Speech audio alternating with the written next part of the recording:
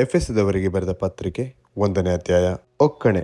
ದೈವರ ಚಿತ್ತಾನುಸಾರವಾಗಿ ಕ್ರಿಸ್ತ ಯೇಸುವಿನ ಅಪೊಸ್ತಲನಾದ ಪೌಲನು ಎಫೆಸದಲ್ಲಿರುವ ದೇವಜನರಿಗೂ ಕ್ರಿಸ್ತ ಯೇಸುವಿನಲ್ಲಿ ನಂಬಿಕೆ ಇಟ್ಟಿರುವವರಿಗೂ ಬರೆಯುವುದೇನೆಂದರೆ, ನಮ್ಮ ತಂದೆಯಾದ ದೇವರಿಂದಲೂ ಕರ್ತನಾದ ಯೇಸು ಕ್ರಿಸ್ತನಿಂದಲೂ ನಿಮಗೆ ಕೃಪೆಯೂ ಶಾಂತಿಯೂ ಆಗಲಿ. ದೇವರು ಕ್ರಿಸ್ತನಲ್ಲಿ ಅನುಗ್ರಹಿಸಿದ ಆತ್ಮೀಯ ವರಗಳಿಗಾಗಿ ಪೌಲನು ಮಾಡಿದ ಸ್ತೋತ್ರ. ನಮ್ಮ ಕರ್ತನಾದ ಯೇಸು ಕ್ರಿಸ್ತನ ದೇವರು ತಂದೆಯೂ ಆಗಿರುವ ಆತನಿಗೆ ಸ್ತೋತ್ರ. ಆತನು ಪರಲೋಕದಲ್ಲಿನ ಸಕಲ ಆತ್ಮೀಯ ವರಗಳನ್ನು ನಮಗೆ ಕ್ರಿಸ್ತ ಯೇಸುವಿನಲ್ಲಿ ಅನುಗ್ರಹಿಸಿದ್ದಾನೆ. ಹೇಗೆಂದರೆ, ನಾವು ಪ್ರೀತಿಯಲ್ಲಿ ನಡೆದು ಆತನ ಸನ್ನಿಧಿಯಲ್ಲಿ ಪರಿಶುದ್ಧರು ದೋಷವಿಲ್ಲದವರು ಆಗಿರಬೇಕೆಂದು ನಮ್ಮನ್ನು ಜಗತ್ತುತ್ಪತ್ತಿಗೆ ಮುಂಚೆ ಕ್ರಿಸ್ತನಲ್ಲಿ ಆರಿಸಿಕೊಂಡನು.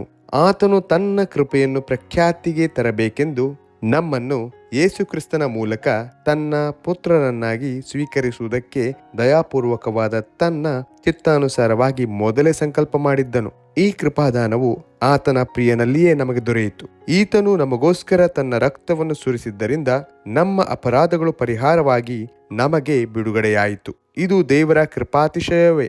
ಆತನು ರಹಸ್ಯವಾದ ತನ್ನ ಸಂಕಲ್ಪವನ್ನು ನಮಗೆ ತಿಳಿಯಪಡಿಸುವುದರ ಮೂಲಕ ವಿಶೇಷವಾದ ಜ್ಞಾನವನ್ನು ಬುದ್ಧಿಯನ್ನು ಕೊಟ್ಟು ಆ ಕೃಪೆಯನ್ನು ಇನ್ನೂ ಹೆಚ್ಚಾಗಿ ನಮಗೆ ತೋರಿಸಿದ್ದಾನೆ. ತಾನು ಕಾಲವು ಪರಿಪೂರ್ಣವಾದಾಗ ನಿರ್ವಹಿಸಬೇಕಾದ ಒಂದು ಕೃಪೆಯುಳ್ಳ ಸಂಕಲ್ಪವನ್ನು ಆತನು ಕ್ರಿಸ್ತನಲ್ಲಿ ಮೊದಲೇ ನಿಷ್ಕರ್ಷೆ ಮಾಡಿಕೊಂಡಿದ್ದನು. ಅದೇನೆಂದರೆ, ಭೂಪರಲೋಕಗಳಲ್ಲಿರುವ ಸಮಸ್ತವನ್ನು ಕ್ರಿಸ್ತನಲ್ಲಿ ಒಂದಾಗಿ ಕೂಡಿಸಬೇಕೆಂಬುದೇ. ಕ್ರಿಸ್ತನಲ್ಲಿಯೇ ಸಮಸ್ತವು ಒಂದಾಗುವುದು. ಇದಲ್ಲದೆ ಆತನಲ್ಲಿ ನಾವು ದೇವರ ಸ್ವಕೀಯ ಪ್ರಜೆಯಾದೆವು. ಬರಬೇಕಾದ ಕ್ರಿಸ್ತನನ್ನು ಎದುರು ನೋಡುತ್ತಿದ್ದ ನಾವು ತನ್ನ ಮಹಿಮೆಯನ್ನು ಪ್ರಖ್ಯಾತಿಪಡಿಸಬೇಕೆಂದು ಸಮಸ್ತ ಕಾರ್ಯಗಳನ್ನು ತನ್ನ ಇಷ್ಟದಂತೆ ನಡೆಸುವ ದೇವರು ತನ್ನ ಸಂಕಲ್ಪದ ಮೇರೆಗೆ ನಮ್ಮನ್ನು ಆದಿಯಲ್ಲಿ ಆರಿಸಿಕೊಂಡನು. ನಿಮ್ಮ ರಕ್ಷಣೆಯ ವಿಷಯವಾದ ಸುವಾರ್ತೆ ಎಂಬ ಸತ್ಯವಾಕ್ಯವನ್ನು ಕೇಳಿ ಕ್ರಿಸ್ತನಲ್ಲಿ ನಂಬಿಕೆ ಇಟ್ಟವರಾದ ನೀವು ಸಹ ವಾಗ್ದಾನ ಮಾಡಲ್ಪಟ್ಟ ಪವಿತ್ರಾತ್ಮನೆಂಬ ಮುದ್ರೆಯನ್ನು ಹೊಂದಿದಿರಿ. ದೇವರು ಸಂಪಾದಿಸಿಕೊಂಡ ಜನರಿಗೆ ವಿಮೋಚನೆಯಾಗಬೇಕೆಂಬುದಕ್ಕೆ ಪವಿತ್ರಾತ್ಮನು ನಮ್ಮ ಬಾಧ್ಯತೆಗೆ ಸಂಚಕಾರವಾಗಿದ್ದಾನೆ. ಆ ವಿಮೋಚನೆಯು ದೇವರ ಮಹಿಮೆಗೆ ಎಷ್ಟೋ ಪ್ರಖ್ಯಾತಿಯನ್ನು ಉಂಟು ಮಾಡುವುದು.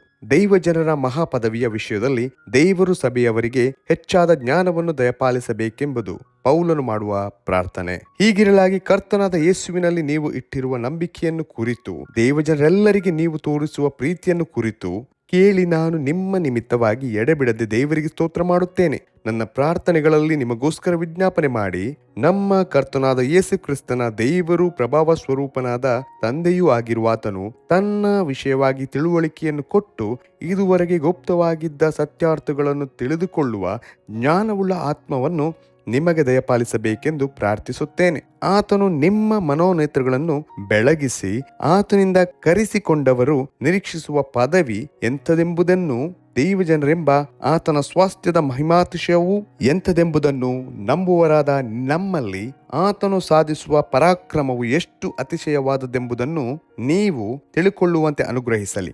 ಆತನ ಬಲಾತಿಶಯವು ಎಷ್ಟು ಮಹತ್ತದೆಂಬುದು ಕ್ರಿಸ್ತನಲ್ಲಿ ತೋರಿ ಬಂದದೆ. ಹೇಗೆಂದರೆ, ಆತನು ಸತ್ತಿದ್ದ ಕ್ರಿಸ್ತನನ್ನು ಬದುಕಿಸಿ ಪರಲೋಕದೊಳಗೆ ಸಕಲ ರಾಜ್ಯತ್ವ, ಅಧಿಕಾರ, ಮಹತ್ವ, ಪ್ರಭುತ್ವಾದಿಗಳ ಮೇಲೆಯೂ ಈ ಲೋಕದಲ್ಲಿ ಮಾತ್ರವಲ್ಲದೆ ಬರುವ ಲೋಕದಲ್ಲಿ ಸಹ ಹೆಸರುಗೊಂಡವರೆಲ್ಲರ ಮೇಲೆಯೂ ತನ್ನ ಬಲಗಡೆಯಲ್ಲಿ ಕೂಡಿಸಿಕೊಂಡನು. ಆತನು ಸಮಸ್ತವನ್ನು ಕ್ರಿಸ್ತನ ಪಾದಗಳ ಕೆಳಗೆ ಹಾಕಿದನು. ಇದಲ್ಲದೆ ಆತನನ್ನು ಎಲ್ಲದರ ಮೇಲೆ ಇರಿಸಿ ಸಭೆಗೆ ಶಿರಸ್ಸಾಗಿ ನೇಮಿಸಿದನು. ಸಭೆಯು ಆತನ ದೇಹವಾಗಿದೆ. ಎಲ್ಲವನ್ನು ಎಲ್ಲ ಸಂಬಂಧದಲ್ಲಿ ವ್ಯಾಪಿಸುವಾತನಿಂದ ಅದು ಪರಿಪೂರ್ಣತೆಯುಳ್ಳದ್ದಾಗಿದೆ ಎಂಬುದೇ.